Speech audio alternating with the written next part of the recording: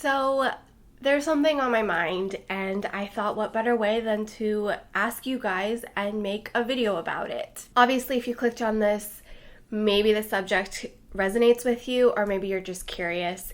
I have been writing, so I printed out my words so that I don't go too far off track, because the subject is something I could literally talk for hours about and have conversations with you guys for days. There's been this constant feeling in my life where I'm not Asian enough. Most of the time, I don't talk about the racism I feel or the identity issues I have within myself, because growing up, it was just expected to suck it up and deal with it, and this is how things are, and we don't need to talk about it because there's nothing that can be done. After watching Annie Long's video about diversity on YouTube, I was inspired and moved. She is a 12-year-old Asian American YouTuber who is incredibly eloquent, educated, and she said so many things that I feel even at 35, but more importantly, I felt throughout my entire life and was not able to express it, did not have a platform to express it, and it was not okay for me to express these things. It also saddens me that in 2019, we are still dealing with some of these diversity issues. But I was moved by a 12-year-old, and I was moved by how aware of her feelings and self-aware she was at her age, and how intelligent and thought-provoking her video was, that it really inspires me for the newer generation coming up in this world. It made me think about my feelings for once, instead of feeling them a little bit and being told or felt like I had to shove those feelings away and not talk about it. So I asked you on Instagram if you've ever felt like you weren't Asian enough, and the majority of you guys answered yes. And then I asked you if you had any questions for me about growing up Asian American, specifically Chinese American. So I thought we'd talk about it, and then I would answer some of your questions. Now, I put this on my second channel because this is really what my second channel is about. It's about getting to know me, talking about the things that truly matter to me, beyond beauty, beyond self-care, because I think mental wellness is also very important with overall wellness. So a little bit about me in case you don't know. I am Chinese. I am fully Chinese. My mom was born in China and moved to Taiwan as a little girl and grew up there. My dad, as far as I know, was born and raised in Taiwan, but I am Chinese, 100%. I get that question a lot. I was born and raised in Southern California. I grew up speaking predominantly Mandarin. I eventually started speaking English as well to go to school, and as my education continued, I ended up speaking more English throughout my day between dance, school, and other activities. It was also kind of I got weird looks when I spoke Mandarin in public, so I slowly stopped speaking Mandarin in public as much. I did always speak Mandarin to my parents. Also, was only ever spoken to by my parents in Mandarin. I didn't necessarily realize I was different in school because I was Chinese. I realized I was different in school because I thought I was just different. It wasn't until later on that I realized what made me different specifically was my Chinese background. This is probably because as a child I was pretty oblivious to my surroundings in the nuances of social interactions. I was a little more concerned what was going on at home. I grew up very stressed, under a lot of anxiety and a lot of chaos and violence. Just not the healthiest environment. I don't know if I was different because I was Chinese or I am Chinese, or if I was different because I was dealing with an abusive home life. Basically, it didn't occur to me I was different because I spoke Mandarin and that I was Chinese until later on in school. Yes, kids made fun of me because my clothes were purchased from Taiwan every summer, where I spent most of my summers every year until I was 14 years old. And yes, kids made fun of me because I enjoyed weird, smelly foods at lunch and snack time. But that changed very quickly because I quickly asked my mom to purchase Lunchables and normal snacks. I looked different for sure, especially since I had a frizzy home perm and I was missing a lot of teeth. I actually had a gold tooth to replace one of my baby teeth because I had horrible horrible teeth and lost most of my teeth by the time I was in kindergarten. I didn't really understand American social customs, and I didn't really care because I was just happy not to be home a lot of the times. But I also struggled with being at school because I didn't really understand the social customs. I didn't feel like I fit in, and some of the girls were really mean. There were a few times when kids ran up to me at the playground with their fingers pulling their eyes back, doing the slanty eye thing, and singing some derogatory Chinese song that they made up, but I didn't put two and two together until later on in life. And I also thought it was just so wrong because most of the times my eyes were bigger than theirs. The first real racial moment that I felt really icky about happened in high school. And maybe because I just remember it more clearly, or maybe because I started forming my opinions a little bit more strongly, and by this time my home life had cleared up a little bit. Not perfect, but definitely much more stable. I was varsity cheer song were the more dance, like think Laker girls versus cheerleaders with the stunts. As varsity, we got these boxes that you stand on at football games, and everyone decided we were going to do Disney princess characters. Now, I had always loved Jasmine from Aladdin. It was my favorite princess at the time, and I wanted to be Princess Jasmine, and I wanted Princess Jasmine to be painted on my box. But a group of the white cheerleader girls decided that I should be Mulan because I'm the only Asian on the team. That really upset me because I also have so many issues with the cartoon Mulan. While I was very excited that there was finally a Disney princess that was Chinese and that I could relate to, I was also very disappointed and offended that there's so many cultural F-ups in that movie, predominantly the one where they painted a geisha face on her, and that was what they wanted me to paint on my cheer box. I hated the Mulan movie for that reason, and I don't hate it as much anymore, but at the time it was really offensive to me, and I was really offended that just because I was Chinese or Asian, I had to be the Mulan princess, and I couldn't be Jasmine, who, by the way, isn't white either. I begrudgingly got ganged up on and basically was told I had to paint Mulan on my cheer box. On top of that, they painted the geisha Mulan versus like the warrior Mulan or any other version of Mulan. They did the one with the geisha face, which is Japanese, not Chinese. Mulan is Chinese. And that really pissed me off for the entire year. It still pisses me off when I think about it. And it's frustrating because, you know, now at 35, I'd be like, no, I'm not doing it. 1, I have to pay for this box. 2, we're paying for this person to paint this. And 3, you don't get to tell me who I want to be or relate to. If someone else wants to be Jasmine too, go right ahead. More power to the Jasmine team. So it just really did not sit well with me, and I remember, obviously, to this day, how offended and wrong the whole situation is and was. So that's probably one of the most clear moments that I can remember to this day that still stays with me and really upsets me when I think about it.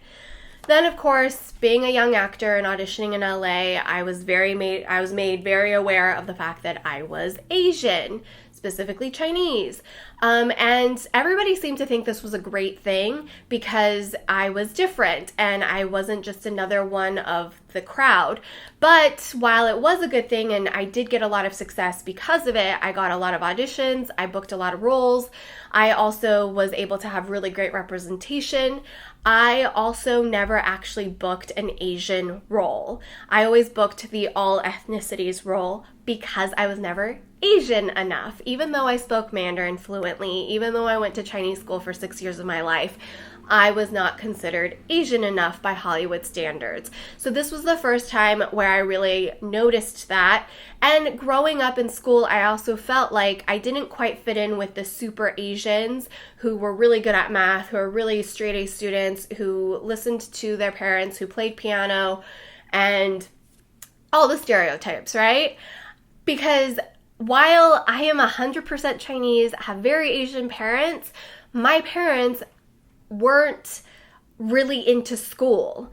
My dad and my mom were not very into school. They went to school, but that wasn't their priority. Their priority was survival and running a business and making sure we had what we needed. My parents didn't think like that. They wanted me to do well, but there was never this pressure to be in all honors. And I'm glad, because I'm not that type of Asian. College, of course, had some more annoying racist and racial moments. Mainly, again, everybody telling me how lucky I was to be in a theater department and being of an ethnicity, because blind casting is really in right now, even though my college rarely, if ever, practiced blind casting. I actually had a hard time figuring out what to do with me, because I looked not only different, but I looked very young for my age. And that's actually a bonus in the real world, especially as an actor. It's not necessarily a bonus in college because they're always trying to play older, but in the real world, it's a plus. So if you look young for yourself and you want to be a performer, good job. So while the faculty always praised me for my diversity and being Chinese and speaking another language, it was never actually celebrated in practice. And in fact, I was told I should maybe learn martial arts because, you know, I'm Chinese or I'm Asian, and to be a successful actor, I should know martial arts. By the way, I did try martial arts many different times, and I can't even tell you the misogyny behind the teachers I went to until I finally found a place I enjoyed, which was Muay Thai, but then the instructor hit on me and made it really, really awkward. So that's a whole nother set of stories. While I always did my best to try and conform and fit in, I was never ever considered part of the gang in either group. I didn't really fit in with the super Asians. I didn't really fit in with the non-Asians. I just kind of was my own person, and I've always been that way. I didn't really ever think my close friends thought of me as being Asian, and to this day I don't think they did. In fact, one of them, my roommates, flat out was like, I don't think of you as Asian, I think of you as SEREIN. So thank you for that, Erin. Not being Asian enough definitely became increasingly more frustrating as I continued to pursue an acting career, specifically because I truly was not Asian enough in the world of casting, producers, and Hollywood and what was acceptable. For casting, there are basically two types of Asians back then. The fobby fobs, fresh off the boat, who have to be quirky and look weird and have an accent, an obnoxiously wrong accent most of the time, or I have to be the Otter Tuner magazine slutty Asian from Fast and the Furious, who doesn't actually have any lines but is half-dressed, naked on a car. And that's kind of what all these roles were that I was auditioning for, either super fob, stereotype, or slutty stereotype. Looking at me, knowing me, I don't really fit into either one. I would try and dress for either part depending on the audition, but at the end of the day, that's not who I am, and I'm not going to book those roles. The only roles I ever booked were the all ethnicity roles. Hopefully, most of the Asian community knows that there are more than two types of Asians. There are a wide variety of Asians. In fact, if you watch the movie Crazy Rich Asians, there's an Asian for everybody. There's an Asian for all types of people. There's Asians for all personalities. And if you go to any Asian country, there are Asians like everybody you would find in any other country, just they happen to be that ethnicity. So it's just very, very frustrating growing up in America with these ideals. And I don't think necessarily within my community there's all these stereotypes. There are some stereotypes, but within my close community, I'm not immediately thought of as these stereotypes because we encounter real life Asians, which is a huge spectrum. There are all types of personalities in all cultures. I don't know what's going on outside, but it sounds like they're doing a sound test literally in front of my apartment, so sorry about that. So what does Asian enough even mean?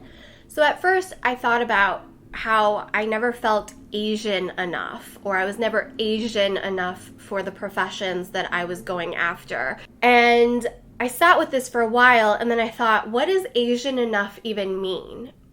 and I came to this conclusion. Asian enough was decided by a bunch of ignorant people with stereotypes of a specific ethnicity. It's not even a specific ethnicity to an actual ethnicity. It's just the generalized idea of a mass Asian idea of stereotypes. It's not even, this is Chinese, this is Korean, this is Vietnamese, this is Indian, this is Filipino. They're just being very broad in the stereotype and creating these ideas that this is what Asians are and this is who you have to be Asian enough. So I'm done with it. I am Asian. I am 100% Chinese. I just happen to be born and raised in Southern California and have a lot of Southern California tendencies. If you are any part Asian, if you have any Asian blood in you, and you've ever felt that you weren't Asian enough, I'm telling you now, you are. Because this idea of what an Asian is supposed to be like, or how they're supposed to think, behave, look like, any of that, it's bullshit. It's made from ignorant people. It's an ignorant idea. It's an ignorant concept. And in 2019, we have to stop. We have to stop talking like that. We have to stop thinking like that. And we have to start educating and sharing our experiences. Because at the end of the day, if you have Asian in your blood, you are Asian enough because that is essentially a part of you. Now, I asked you some questions and I'm going to answer them now. How do you handle dating and marrying a Caucasian man? My family is all for it, others not so.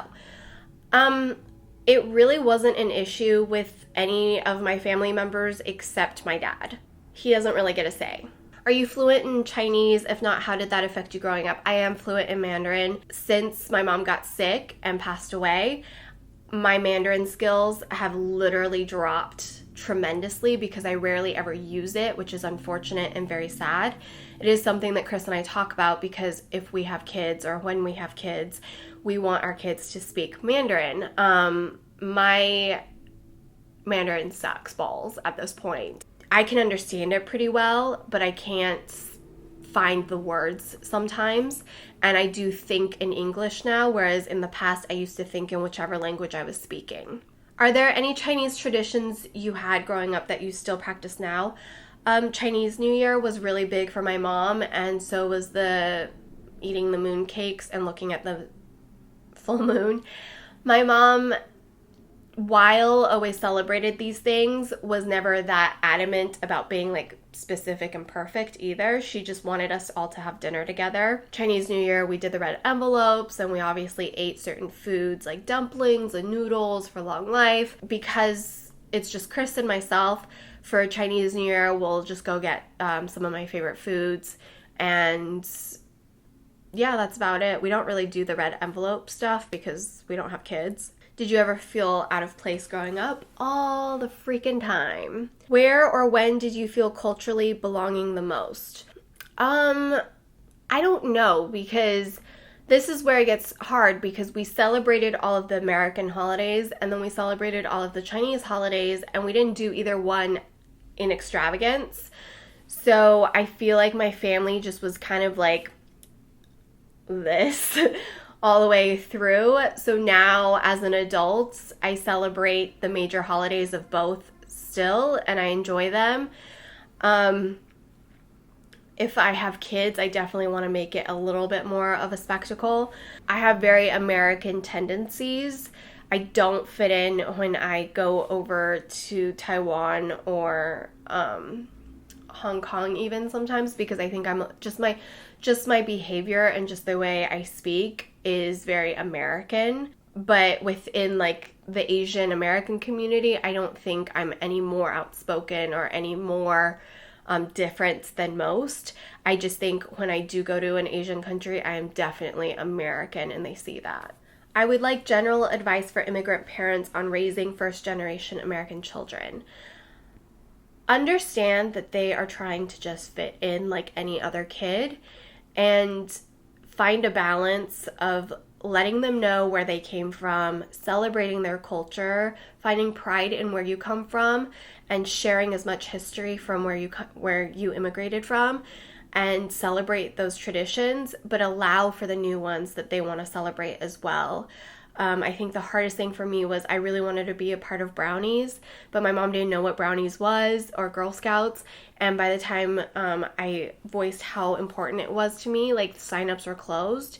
And it's not even something I think I would have wanted to do continuously, but I definitely felt left out. And, so try and integrate your child in as many of the American traditions and things as possible and see what they take to. They might hate it, and that's fine, but also make sure you keep your culture alive at home because it's really important. And I think it's a little bit easier nowadays because there are more immigrant parents, there are more second generations out there, so it's a little bit more accepted, and hopefully there's not as much ignorance happening with teachers and of different cultures. How did exclusively Asian friend groups make you feel? They made me feel really uncomfortable. I don't like exclusive anything. I don't like when someone has no friends that are outside of a specific ethnicity. It makes me uncomfortable, whether it be Asian or Caucasian or anything. Like, I think it's weird, especially growing up in California where we have such a mix. It's weird. It makes me uncomfortable. It makes me think that, that's when I actually feel I'm not Asian enough sometimes. Have you felt like a foreigner growing up, or have you felt this way more recently? I've never felt like a foreigner. I just felt different. I for sure always knew I was American, and I mean, based on my mentality and thought process, I am very American, and a very liberal way of thinking, and very feminist way of thinking too, ever since I was little. So I never felt like a foreigner, but I was always told I was different, and I did behave differently, but I just thought it was because I was a weird kid. Do you feel pressure to know everything about China language because people assume you should? No. I'm not even technically from China at this point. If you think about it, my parents spent most of their lives in Taiwan, so I should know more about there. But I don't know, no. Do you feel disconnected from Chinese culture, or are you still present in your life in that ways? Yeah, I probably feel a little disconnected because I haven't gone back to visit since I was 14, and I don't speak it very often anymore. And there are times when I used to live in Chinatown in New York, and I felt way more connected then because I was speaking Mandarin every day. I was surrounded by the foods I grew up with, and I love it. I don't feel disconnected, but I definitely know I am disconnected. Not on purpose, just how life has become. Did you ever try not to fit into the stereotype, like fail math quizzes on purpose, quit piano, etc.? No, because I am directionally challenged, which I think is very stereotypical. I am a really good driver, but I'm a aggressive driver, which is not stereotypical. That's just me playing a lot of video games growing up. I never played the piano. I tried later on in life, but my brain would wander off in class because I was self-taught. And then when we got to my left hand, I'd be like, wait, what happened? I was horrible at math. I tried really hard to be good at math because a few of the professions I was interested in needed me to be good at math, but I constantly was almost failing math every year. So I was never trying to fail a math quiz because I was trying to just pass. I never really fell into those stereotypes, and I could use a little bit of that math stereotype. Also had the feeling of being too Asian when I was younger. Have you ever felt that before? No, probably because I'm as whitewashed as they come. By the time I realized some of my Asian tendencies, I actually admire them, like finding a bargain, being frugal about certain things, and not wasting paper towels. I take pride in those things. Struggles with not being Asian enough, yet not being American enough, and racism. I think I kind of talked about that. I think racism is something that unfortunately we just have to deal with, but in a educated way versus an anger. I think we have to see if the racism is coming from a place of hate or a place of ignorance. And if it's coming from a place of ignorance, to let them know what they're doing is not okay, it's racist, and that this is why. I think a lot of racism happens from ignorance. And you can be the smartest person in the world, but if you're not exposed to different cultures and different types of people, you can be unknowingly racist. Chris and I were actually talking about that in the car today. And then if it's racism out of a place of hate, I don't know how to combat that other than, again, with just education and hopefully love. Did anyone ever make you feel like knowing Chinese meant you were more Asian? No. Were you born awesome and fabulous? Yes, I was. Just kidding. How important is it for you to continue Chinese customs? It's important to me. It's important to both Chris and myself. And I didn't realize how important it was to Chris, actually, until he watched Crazy Rich Asians. And he was like, if we have a little girl, she has great role models now. Unlike you, because I bitch about that a lot growing up.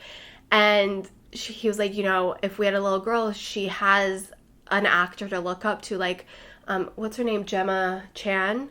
And, you know, she's statuesque, Oxford graduate. She's got all these great roles, but, you know, someone to look up to. And he truly was like, because our child's going to be half Chinese. So he's actually very strongly opinionated about that and doesn't want to lose any of it. And while I'm like, oh, I just want them to learn Mandarin and make sure they know how to speak it. And in terms of food, like, Chris eats everything, so we already eat everything. Do you feel like the rest of your family is more Chinese than you are? Yes and no. My sister and my brother speak Mandarin way better than I do, but my brother practices it more. And for whatever reason, my sister retains it even when she doesn't practice it. And maybe because they spoke it longer before they stopped speaking it every day. My brother was like pretty damn American. Like, he's pretty Americanized. And then my sister is pretty Americanized as well. She, I think, eats more Chinese food than I do.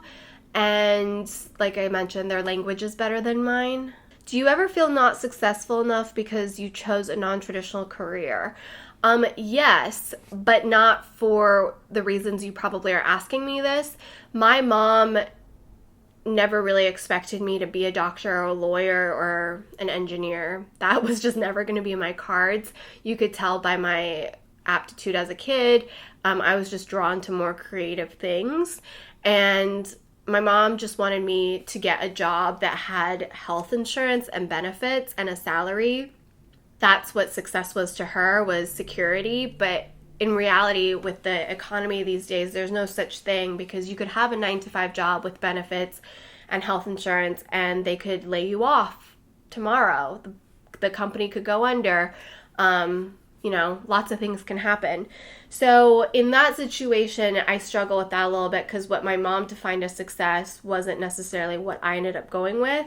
And even when I said I was quitting acting to become a YouTuber full time, my mom was freaked out. She was like, what are you going to do for a living? And I had to remind her that acting wasn't a sustainable, consistent lifestyle either. And I was switching one for something that I had a little more control over, that at the time in my mind I felt was like more open and diverse, unlike acting where I depended on producers and Hollywood to determine whether or not I was allowed a role. I could create content no matter what, as long as somebody clicked and watched. And I felt like with people like Ingrid Nilsson and Michelle Phan and Jen from Head to Toe, that they were Asians creating content that had nothing to do with them being Asian, maybe a little bit, but not really. And that inspired me to start my channel. So I felt like it was a much more openly diverse community, and that acting was not a guaranteed either. Because my mom was always very supportive, I don't feel like not successful, but sometimes I wonder if I should just go get a corporate job. Tiff, my amazing friend, wrote basically everything we've ever vented about. That's like 5 other videos. What is your favorite Chinese food? That's kind of like a loaded question, and I mean, my favorite Chinese snack that I never get, because Chris, it's like the one thing he can't stand the smell of, is the dried octopus. Is it dried octopus? I think it's like shredded cuttlefish or something like that. And it's dried, and it's so delicious, and it's like slightly moist and chewy, a little sweet. Oh, that's my favorite snack. It smells disgusting, but I love it. I really like dumplings and noodles and, yeah, salty pork with 1,000-year-old egg. Actually, it's just a duck egg. Did you speak Chinese at home? Was it encouraged or not to by your peers and teachers? Yes, I spoke Chinese growing up. I went to Chinese school for 6 years. I was not encouraged to speak it by my teachers or my peers, though, because I was thought to be weird. Asian parents usually set high expectations for education. What was your experience? I kind of briefly talked about how my parents were just trying to survive, and was just happy if we were healthy and passing. So my parents weren't like these super smart. They were smart, but they weren't these super academic people themselves. My uncles, my mom's brother's kids and his family were. He was a dentist, and they very much forced education and strived and like made education a huge, huge priority. My parents made education a priority, but just as long as we were doing enough to pass. And my brother and I kind of come from the same school of thought. Do well enough so that you get to your goals, but don't kill yourself over it, because nobody actually cares what your grade is in the real world. So while I could have studied more, I did the least amount of work to get the highest amount of payoff so that I could do more stuff that I was interested in. I was like loaded up the wazoo with extracurriculars, plus I was leaving school a lot to audition for acting stuff, and I was in a lot of like plays and things like that all through school, and I maintained a 3.5 GPA, but I didn't ever feel like I had to get higher than that. Yeah, school just wasn't that important to me. It was important to my mom that I graduated from a 4-year college, and it was important for her that I graduated all of the schools I went to, but other than that, it wasn't a big deal. And this is where I want to say, like, being Asian enough. Like, my parents are as freaking Asian as they come, but when it came to education, which is the stereotype that parents, like Asian parents, expect straight A's, it's not true. My parents are examples of that. And nobody can argue that they weren't Asian enough if you've met them.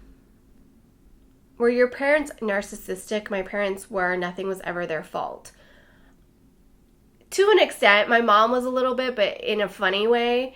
My dad, for sure. Those were all the questions you guys submitted over on Insta Stories. Thank you for sending them in. I hope I answered them if you sent it in. I would love to continue the conversation. So if you have more questions, reach out to me. I'm more than happy to continue the conversation with you.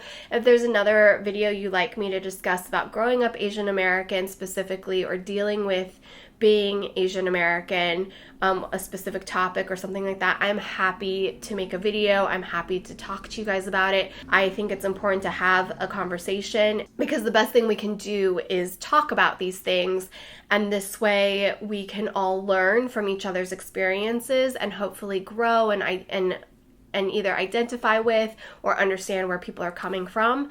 And with that, I hope that diversity becomes more of a common theme here on YouTube, in your life, in the world. At the end of the day, I think understanding where people are coming from and sharing information, experiences, and knowledge is really how we're going to all survive and grow together and become a stronger group of society, a stronger group of people. I'm losing my voice, realizing this shirt makes me look like I'm literally naked in this video. Anyways, thanks for watching this really long video about kind of a serious subject. Hopefully it wasn't like ear piercing, but thanks for staying till the end. Subscribe for more videos, give this video a thumbs up, and I will see you guys back here every Monday and Thursday. Bye!